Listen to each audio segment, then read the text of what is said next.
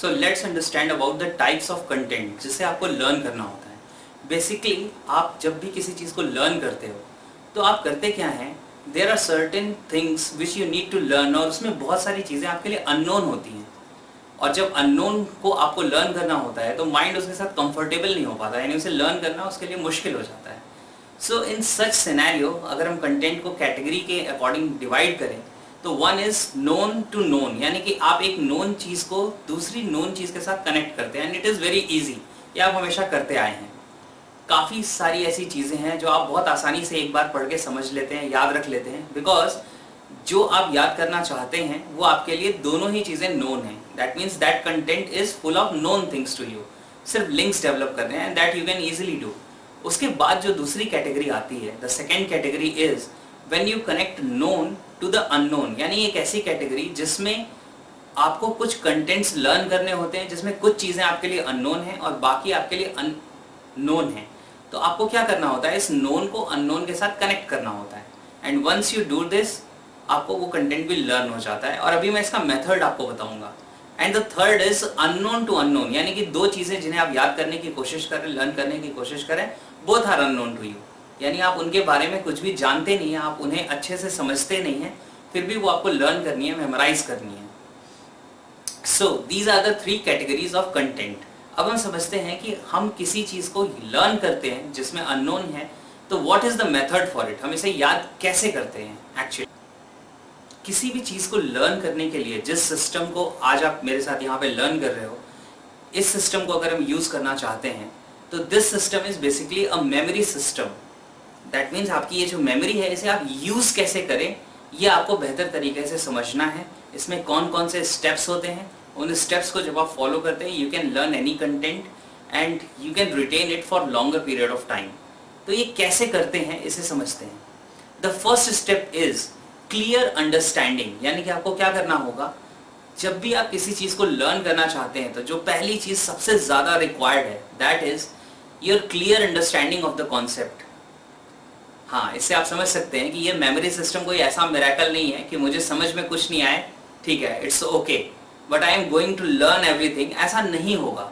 आपको करना क्या होगा, जिन चीज़ों को आप लर्न करना चाहते हैं इन्हें आपको समझना भी होगा। That means you need to learn the things and understand the things. जब आप समझेंगे तब जाके ही आप आगे इसे मेमोराइज कर पाएंगे। जैसे एक सिंपल सा एग्जांपल मैं लेता हूँ, न्यूटन्स लॉज ऑफ मोशन की अगर मैं बात करूँ, if you don't understand the laws, अगर आप उसे ढंग से समझते नहीं हैं तो उसे मेमोराइज करने के लिए, मगअप करने के लिए या तो आप रोट मेथड यूज़ करेंगे जिससे आप रट्टा मार मार के उन चीज़ों को हो सकता है याद कर लें, but they are not going to make sense in your life. और आज के टाइम पे जिस एज ग्रुप में और जिस कॉम्पिटिटिव इन्वायरमेंट में हम हैं वहाँ पे ये रटी हुई इन्फॉर्मेशन हमारे काम नहीं आने वाली है। You need to understand the concepts कि अगर क्वेश्चन ट्विस्ट करके आ रहा है, अगर वहाँ पे कुछ पूछा जा रहा है, आपकी अंडरस्टैंडिंग क्लियर होगी तभी आप उसको आंसर कर पाएंगे। And once the understanding is clear फिर लर्न करना यानी कि मेमोराइज करना भी आसान हो जाता है। तो the first point is understanding, और इस अंडरस्टैंडिंग के लिए आपको हार्डवर्क करना पड़ेगा, आपको मेहनत करनी पड़ेगी। आपके टीचर्स जब आपको किसी चीज़ को एक्सप्लेन कर रहे हैं,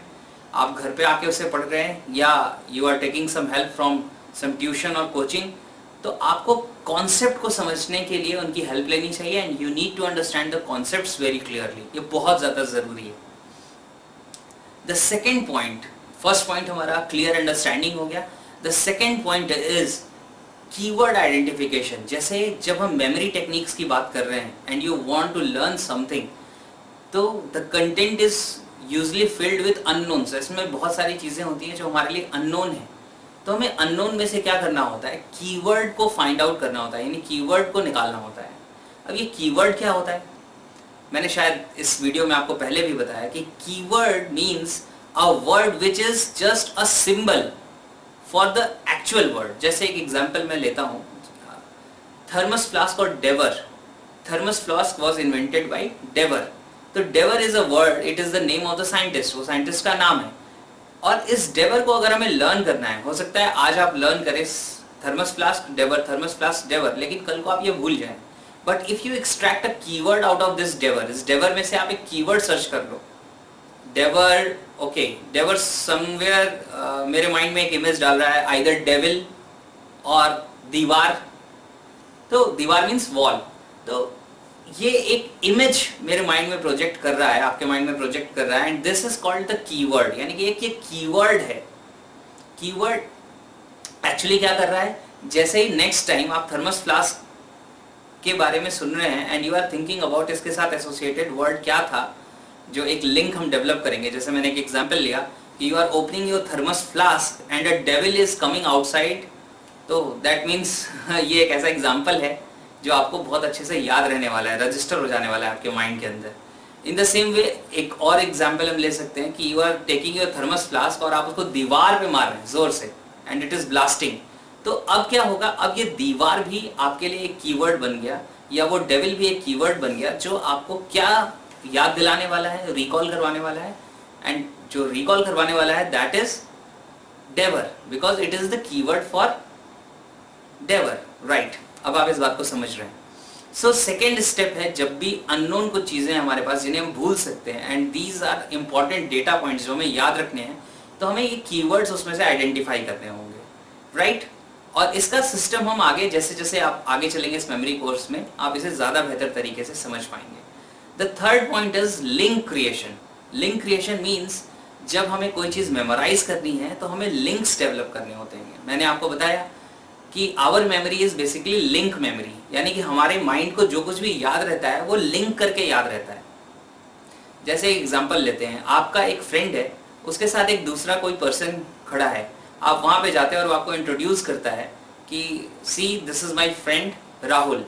तो अब क्या हुआ कि वो जो राहुल था अभी तक वो आपके माइंड में आइडेंटिफाई नहीं हुआ था, लेकिन नाउ व्हाट इज हैपनिंग कि आपको एक लिंक मिल गया कि this Rahul, the person named Rahul is a friend of my friend. तो आपने एक लिंक डेवलप कर लिया और अब आप राहुल को रिकॉग्नाइज कर पाएंगे।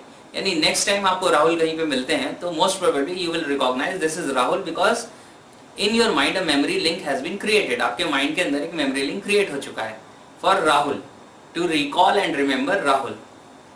इन द सेम वे आपको क्या करना होता है, when you need to learn the contents, आपको कई बार मेमोरी लिंक बनाने होते हैं। जैसे मैंने एग्जाम्पल अभी आपको बताया कि थर्मस फ्लास्क एंड डेवर, आपने एक मेमोरी लिंक डेवलप किया। एंड ये लिंक किस तरह का था, ये लिंक एक विजुअल लिंक था, एक स्टोरी लिंक था, जिसमें आपने इमेजिन किया कि you are opening a thermos bottle, thermos flask, और उसमें से डेविल निकल रहा है। इस वे में ये जो स्टोरी आपने बनाई, this is actually the link.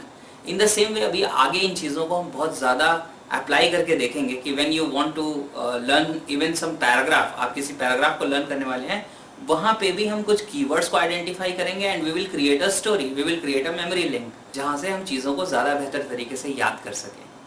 Now the next point is registration. Registration means आपने लिंक बना लिया और अपने माइंड में उसे रजिस्टर करना होता है। रजिस्टर करना मीन्स स्टोर करना। स्टोर करने का सबसे अच्छा तरीका क्या है, what ever is your link, जो भी लिंक आपने बनाया है उसमें विजुअल क्वांटिटी होनी चाहिए चीज़ों की, कंटेंट की, अगर पॉसिबल है तो ऑडियो, और अगर पॉसिबल है तो फीलिंग्स भी, और टेस्ट और स्मेल अगर आप डाल सकते हैं तो that will be wonderful, that will make the link very strong. यानी कि आप जिस भी चीज़ को लर्न कर रहे हैं वो चीज़ आपके माइंड में जाके रिप्रेजेंट हो जाए, रजिस्टर हो जाए।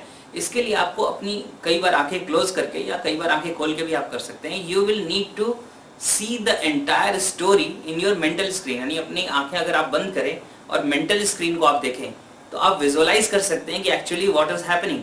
अगर मैं एग्जांपल ले रहा हूँ वापस थर्मस फ्लास्क की और डेवर की, तो closing your eyes you can see that you are opening your thermos flask and a devil is coming out of your thermos flask. तो इन दैट वे क्या हो रहा है, आपके माइंड के अंदर रजिस्टर हो जा रही है ये चीज़, because you are not seeing it outside but you are seeing the same event happening inside your mind. यानी आपके माइंड के अंदर होता हुआ आप उसे देख रहे हो। And the last thing in this memory system is revision, यानी कि रिकॉल करना, रिवाइज करना चीज़ों को। और रिवाइज करने के लिए अब आपको कितना टाइम लगने वाला है, do you need to go through entire content? नहीं, वैसा नहीं करने की ज़रूरत है। करने की क्या ज़रूरत है, you just need to close your eyes और you may keep your eyes open. और आप क्या कर रहे हैं कि जो भी मेमोरी लिंक आपने बनाया, जो भी स्टोरी आपने अपने मेमोरी में क्रिएट की है, you need to just go through that story. आपको फटाफट अपने माइंड के अंदर वो स्टोरी रिवाइज करनी है। और once the story is there, आपको मालूम है वो the story is linked with all the data and facts, उनके साथ वो सारा का सारा लिंक्ड है। तो वो आपको बहुत ही अच्छे से याद रहने वाला है, and it is going to last in your memory for long time. Okay, so what are the points of this memory system? The first point is clear understanding, the second point is keyword identification, the third point is link creation, the fourth point is registration, and the fifth point is revision. अगर आप ये सारे points को follow करते हैं तो definitely आप बहुत ही कमाल के तरीके से चीज़ों को memorize करने वाले हैं, और ये system आपको बहुत ज़्यादा help करने वाला है to create a wonderful memory